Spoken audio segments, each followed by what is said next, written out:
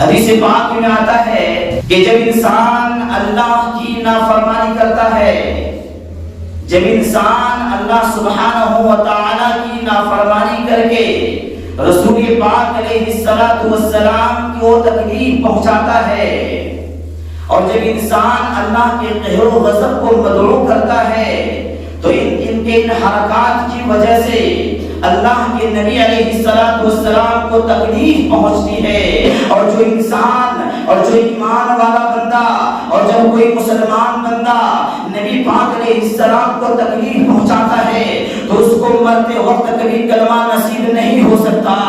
آج وہ کون سا جرم ہے، آج وہ کون سا پاپ ہے، آج وہ کون سا گناہ ہے جو پچھلی امتوں نے کیا تھا، آج ہماری زندگی میں نہیں ہے۔ آج اگر ہم دیکھیں، ہم شراب ہم پیتے ہیں، جوا ہم کھیل رہے ہیں، زندگی میں گناہ ہمارے ہیں، چوریاں ہم کر رہے، ڈکیتیاں ہماری زندگی میں ہے، زناکاری بھی ہم کر رہے، سود خوری بھی ہم کر رہے، نہ جانے ہماری زندگی میں کیسے کیسے گناہ ہے۔ کیا ہم سود والے کاروبار سے پاک ہوئے ہیں؟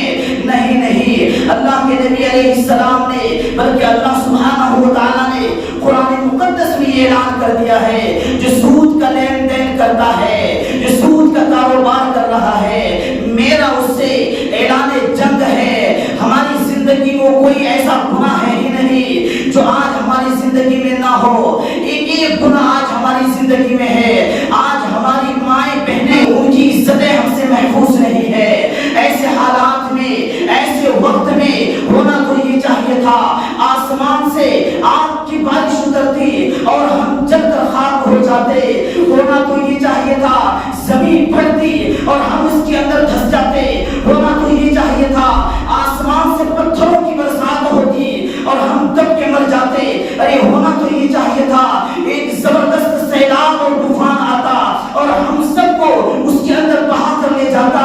ہونا تو یہ چاہیے تھا ایک زبردست چیخ آتی اور ہمارے کلیجے پھٹ جاتے، دل چکنا چور ہو جاتا اور ہم اسی در پہ مر جاتے۔